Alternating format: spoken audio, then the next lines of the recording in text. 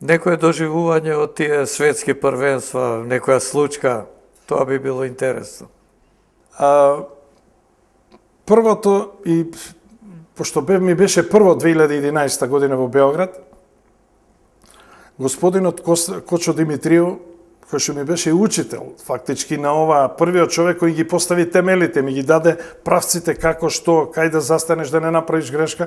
Тука не е тоа едноставно само да биде судија, него многу е битно да можеш секој еден агол, секој едно испокување во тоа да може да биде видливо, за да не направиш грешка, да не се деси да некој модлета парче, а ти да не го видиш.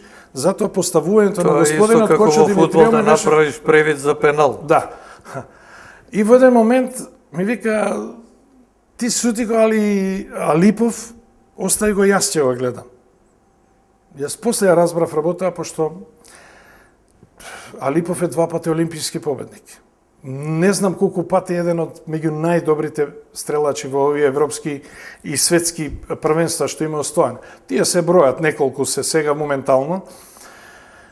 Алипов, Майкл Даймонд од Австралија, па Косталецки, па сега еве на последната Олимпијада Џани Черногорец од Хрватска, али тука се и двајцата браќа Анти и Јосип Гласновиќ, кои што секој пат во шесторката се они. Тоа се страшно во голем подем, до кога и како не. Во една ситуација, пазејќи го Алипов, веќе адреналинот после на 20 и 21-иот голуб, секој пат му се качуваат на сите тие кои го бркат резултатот. Во еден момент ја гледам испред, а имаме и ова, треба да го кажам, да строго забрането приликом стрелање, не дај Боже, пред вас поминуват ластовички, врапчиња, некои такви птици, они кои се моментално околу стрелиштето, не дај Боже некој да погоди или да го смрти, одмах е дисквалификувано тоа.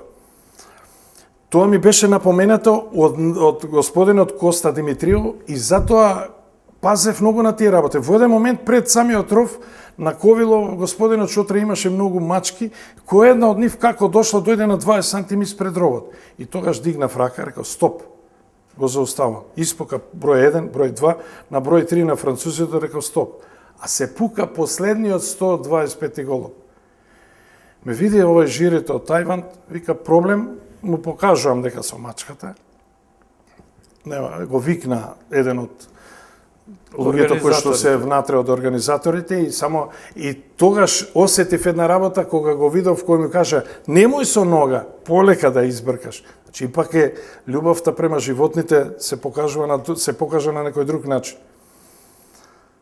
Во тој момент кога се заврши на господинот од Франција реди да продолжи, погодува, али во моментот кога јас ја дигнав раката да го повикам жирито, кога се свртев да видим дали доаѓа, позади можда имаше преку 500 го чекаат Алипов да види дали ќе направи 25-25 и со тоа фактички ќе влезе и он во шесте. Ме обледна спот, веќе не очекував таму, тоа се концентрира напред, уопште не гледаш назад што се дешава. Кога го видов тоа, обледна спот, страф и си реков добро што е 25-тиот голуб и последна серија. Така да се деси баш тоа што го очекува, го промаши тој 25-ти голуб и со 121-125 не влезе во финалето. Он не влезе, а јас знам како излегов од стрелиштето до ресторантот додека дојдам да се напијам една вода. Стварно беше, тоа е еден од доживљаите кои ми се деси да бидам малку по онака да се осетам во една тешка ситуација. Бидејќи не е едноставно да застанеш и пред секој еден да му одредува судбината. Еден или два не добри, се знае што носи. Како знае судијата дека е погодена оваа летачка мета? Визуелно тоа, морам да го објаснам, секој мало парче, затоа при секоја лиценца добивање на повторно заверување на лиценцата, секој едно мало парче мора да биде видено дали ќе има од испокување од сашмите да биде откинато и излетено, одвоено од линениот голуб. Се суди погодок. За да биде реалноста уште поголема, во финалето, кога сите веќе го борат, се борат за тоа медалја, за тоа злато, И за таа вајб карта, бидејќи секој светско првенство после завршување на Олимпијадата, од секој светско првенство златна медалја е фактички и карта за следната Олимпијада. Затоа на овој дел од линениот голуб има еден специјален прав. Тоа ќе го очат гледачите доколку ги налетат на тоа некој спорт да го гледат кога се некои финални емисии или од Олимпијади или од светски првенства. Приликом испокувањето се гледа еден прав. А тој фактички прав на глинениот голуб, тие се специјални флеш голуби кои имат една фолија, толку тенка фолија колку да го задржи правот. Секој едно минимално, едно мало зрнце од сачмата да погоди на фолијата, правот се дигне. Тоа е погодокот. Во финалното се гледат само прав дали ќе излезе. Не го гледаш од парчето од голубот дали ќе има. А приликом контролата на не, многу пати сме гледале и во Србија кога одиме на покање. Глинениот голуб е пробушен со сачма, али во таква ситуација да не можел судијата да го види дека излегол. И кога наоѓаме доле, се гледа дека има пробиене. Погоден, али не успел да го откачи парчето така или па и судијата како да се го види. смета како добар погодок или не? Не се смета тоа во Секој откачено скупиот парче, скор. секој откачено визуелно одлепено парче од линениот голуб погодено е погодок. И уште еден преседант имаше, тоа не на мене, него се дискутираше после тоа на состанокот на сите суди, во Београд се деси да, бидејќи они паѓаат на 76 метра. Испокување еднаш два пати, што со резервниот, нема ништо од него. Пред да падне на 20 сантима, се распаѓа голубот. А веќе додека падне, судијата притиснал на семафорот го означува како промашај. Кога го виде, стоп, се јави на жирито, дојдоа и му го оставија како погодок. Така да мора до самиот пат на голубот на земјата да се види дали има или нема. Значи, ако сгреши во моментот судијата, може Има со дополнителен преглед да се види дали е или не е погодок. И секој едно судење, јас повикувам од самите стрелачи, повикувам двајца помошни судии. Тоа е во процедурата, во правилата на Светската федерација. Чим се испокува првата серија, број 1 и број 2, ги поканам. Сега тука има уште една работа. Доколку не се јави, тогаш му дам жолт карта. Ако сака водичот или селекторот на таа нивната репрезентација, доколку дојде во ситуација да сака да го ослободи овој, да биде припремен за следниот, може неговото официјално лице да го замени и него да биде како помошен судија. Си имал така, освен она што го кажа некоја друга проблематична, би рекол, ситуација во текот на судење. Не мора да е тоа светско првенство, има многу турнири и така. Проблематични не сум имал сем во Дубај. Да реагира некој од надпреварувачите. Изреагира еден од Јужна Африка, добро, он беше по потекло енглезин, али има фарми во Јужна Африка. Дојде во ситуација само со една работа, заради тоа што не смееме фактички два пати да му пуштиме. Он бараше репит, да ги гледа гулабите, уште еднаш два пати, пошто тоа се како симултано летат едно на друго. Сега не можел да го види, бараше уште еднаш. Рековме дека нашите закони не дозволуваат да ние можеме да налетиме. Беше малку така поарогантен во тој случај, пошто јас слабо го зборам енглескиот јазик и секаде кај што одам на судење, покрај мене со мене има еден од двајцата кои веќе го обавуваме оваа задача и имаме по еден од кипраните. Кипар е еден од најмногу кои што имаат федерација, со најмногу судии, жири и луѓе во Светската федерација, бидејќи стварно се најкомпетентни и најстручни.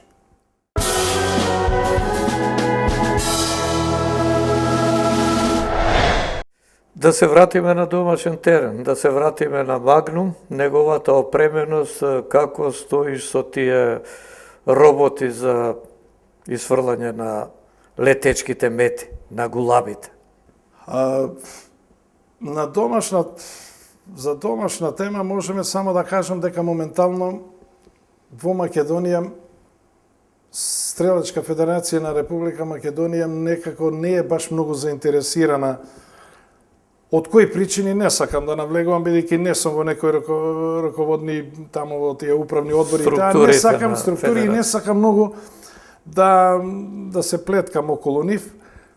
Јас мислам дека тие се тие кои треба да ги организираат тие државни првенства, да направат стратегија, процес, бидејќи стварно има. Струмичкиот регион е еден од најнего. Моментално во Македонија на глинени голови се пукаат само исклучиво во Струмица, бидејќи тие се поактивни и ги имат со некои, не се официрани од такви стрелишта, али со една машина, некоја дупка ќе се ископа или некој се одржува, дали меморијален, некој друг турнир, се активни.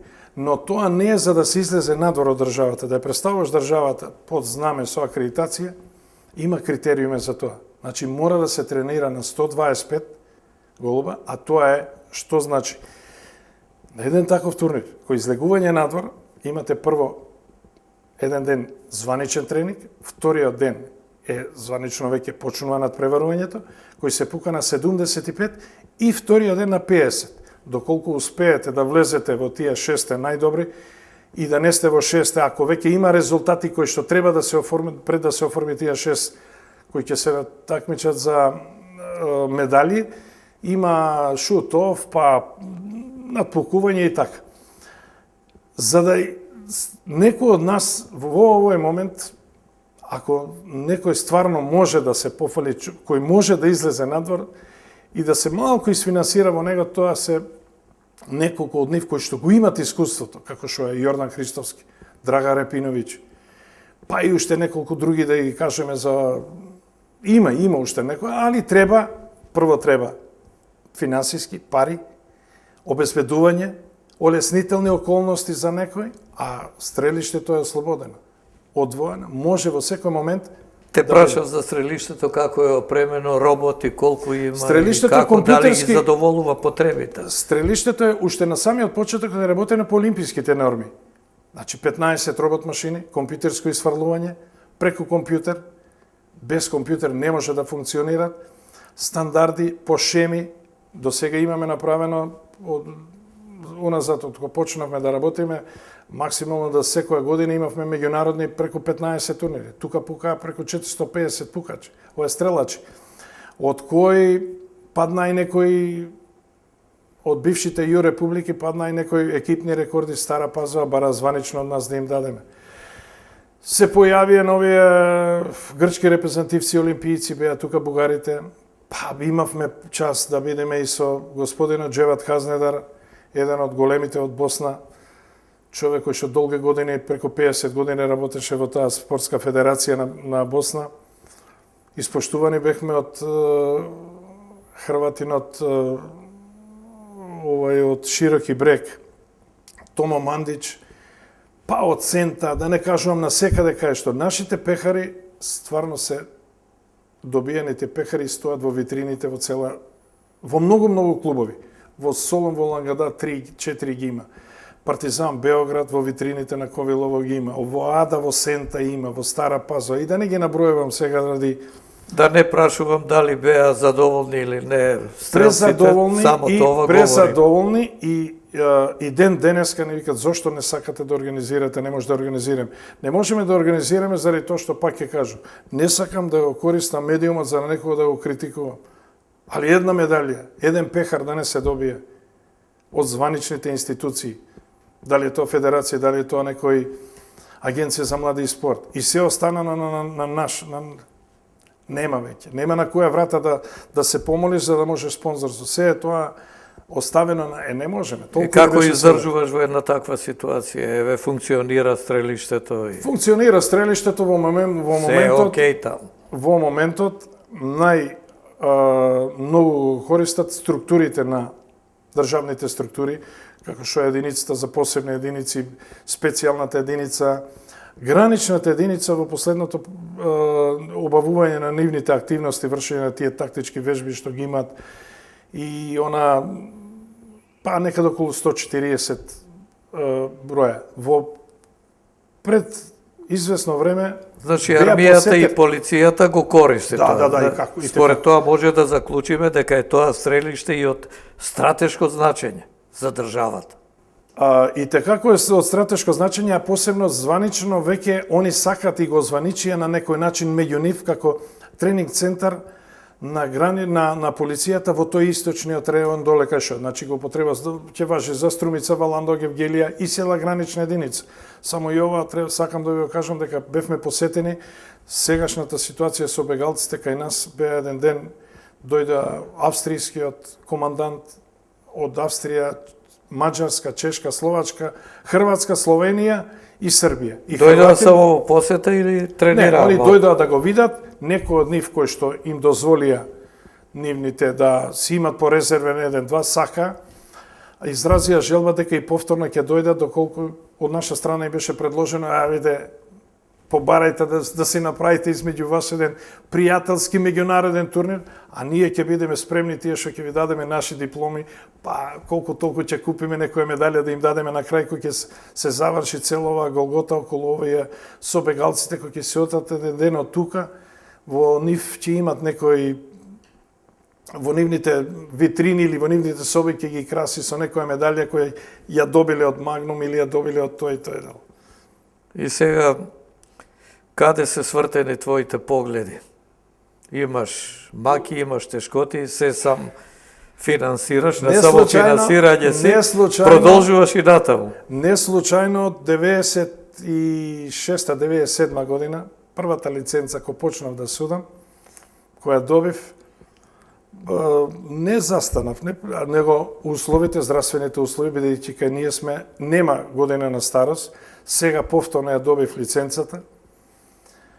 За жалост од претходната ова загина во некои лавиринти овдека во Македонија и кога се јавувавме со господинот од Стрелечки сојуз на Скопје, вика секретарката од ИСС, вика од Аргентина до Кина ви е испратено ниту едно писмо како загина овдека.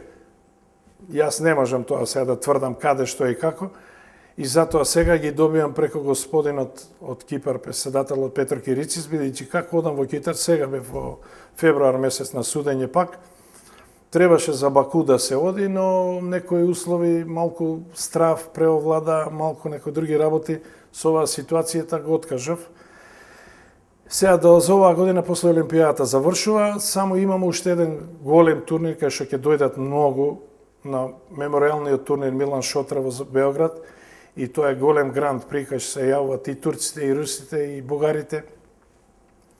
Има најава дека ќе биде и Косталецки и овие други. Словенците веќе и хрватите сигурно, чесите ќе дојдат. Таква е најавата и дека ние ланска година го судевме двајца хрвати, двајца од Грција и јас 5 суди го судевме тој турнир. Многу задоволни беа и оваа година сме повторно пак ќе одиме. Колку надпревари годишно ти доаѓа вака да судиш? За жал, пошто работата и службата ми беше таква, имав понуди од многу повеќе да можам да искористам неколку од тие некои земји и големи турнири, но таква беше работата кај што немаше разбирање меѓу моите претпоставени и затоа не можев да дојдам да бидам одсутен од работата 10-15 дена. И ова до сега се што го правев само од аспект на тоа си го земав годишниот одмор па да отидам до тама, но сега веќе пошто заврши веќе со тие обврски, званично во пензија, сега сум слободен, кај ќе ме повикат, можам додам. Има уште многу од нив кои што имат лиценца по 10 години, а немат направен. А благодарение на моите добри пријатели кои што на некој начин процениле, виделе зошто и како, и јас не сакам да прашувам, али еве ова пред вас покажува дека светските првенства како се организираат секоја година или Да, Светската федерација преку една година или на 4 години? Има многу, има повеќе. Светската федерација има календар од кој веќе аплициране. До 2000 јас последниот разговор со господинот Петро Кирицис кој ми кажа кај да планирам ована, до 2018 Београд не го чекај. А и словенците нешто во Марибер оваа година направиле некој голем кикс, така да и они не. Во овие делови сега малку е ризична ситуацијата и со овие одењето надвор, авиони, аеродроми и тоа. Али првото сега што треба да биде, ќе биде во февруар 2017 Дубај. Значи, И Дубај ти оваа е година- обилено место, можам да заклучам. Добро, сега, тука шеигот е многу дарежлив према нас и така да и од аспект на финанси, и од аспект на другата работа е многу убаво заради тоа што ќе помине се дружи со други луѓе, упознавање на други луѓе, мада хендикеп ми е англискиот јазик, али и овој во Белград што треба да биде сега во првата недела во октомври месец ќе биде еден од големите турнири и тука бугарите доминират со скитот и со трапот. Нема, они се многу отидоа напред во овој спорт, имат 5-6 Па тука врхунски ни се добри. комши, може и заедно да се тренира и така. Кам Меѓутоа треба Кам среќа организација. да има пари, и да има пари, еве пари. на Стрелачка федерација, на Агенција за млади и спорт. Отворено име. Само нека најдат луѓе, нека најдат добри дечки кои што ќе работи некој со нив. Стрелиштето ги има сите перформанси за да може да ги задоволи сите критериуми од надвор. Само нека дадат пари. Во Македонија не збориме за нас. Зашто во сите спортови, ако некој малку подобро размислува за спортот и за спортистите, бидејќи да не оваа акредитација овдека пишува МКД, не пишува Магно Богданци. Па макар и на другите спортисти. Што нема пари? Не, има пари. Еве, јас ќе ви кажам јавно пред ова има пари. Кога се продава еден голем објект или е голема некоја корпорација, да не кажам код циментара, зошто не се става една клаузула 0,01% од добитокот на тој странец од некој оде во Агенција за млади и спорт? Се продадува пивара, се продадува железара, ствари овај Окта, Телеком и некои други работи. Со Има начини за да се обезбедат средства. 0,01% во секој еден, ако некој сака да има, во таа Агенција за млади и спорт има многу пари. Ќе има за сите, ќе има и за кајкарите, ќе има и за каратистите, ќе има за сите. И за стрелците. И за стрелците. Господинот од Бугарија, Коце Трендафилов, пред Олимпијадата, пред таа Олимпијада, вика 800.000 евра Бугарската федерација за летачки мети доби од Олимписки комитет за припреми. 800.000 евра. Кога на еден Јордан Христовски, на Драган Репиновиќ би им дале по 10-15.000 евра метци да испукат. Јас не верувам дека испод 120, од 125, 120. Што значи тоа? Медал од голема приредба. Со тој резултат. Тоа е голем резултат. Најмногу се радувам кога стојам таму кај што е тоа на местото за изведување, кога на грбот на елекот чекам во секој момент да видам, да се израдувам да видам МКД да пишува на елекот. А верувате, нема од која земја не помина. И кој оваа година прв пат видов од Гватемала. И Гватемала дојде на светско првенство во Кипар. Наши се појавуваат србите и хрватите кои ќе одам, само со нив на некој во хотелите кај што спиеме, повеќето се сите тука собрани и така да со нив се дружам. Зошто да немам, не морам да бидам као судија. Нека отиде некој друг да го да видам некаде барем напишано. Еве ајде вие сте спортски коментатор. Дај колку пати во нашите спортски весници ќе навидиме, ќе напишеме нешто за стрелештвото. Да не заборавиме и ова. И ние сме виновни. Еве, долго време бев и на телевизија, знаев и за стрелиштето, знаев и за надпреварите, ама никако да се најде време. Може да се најде, да се дојде, да се... Не сакам да критикувам никој, да изгледам само као критичар, да критикуваме некој, сега дојдевме преку телевизија да користиме некој за да го искритикувам, али и да не забораваме и тоа дека олимписка медалја во стрелjaštvo имаме без разлика што се параолимпијци. Медали имаме олимписка донесен. Значи не е овој спорт за да некој. Да, треба да се цени овој спорт затоа што навистина има резултати. Јас мислам дека како што преку Јовановски, Карамфилов, Накова, така, тоа се медали кои дојдоа таму олимписки медали, али дојде од стрелjaštвото, не дојде од некој друг спорт. И дај Боже како господинот што беше порано.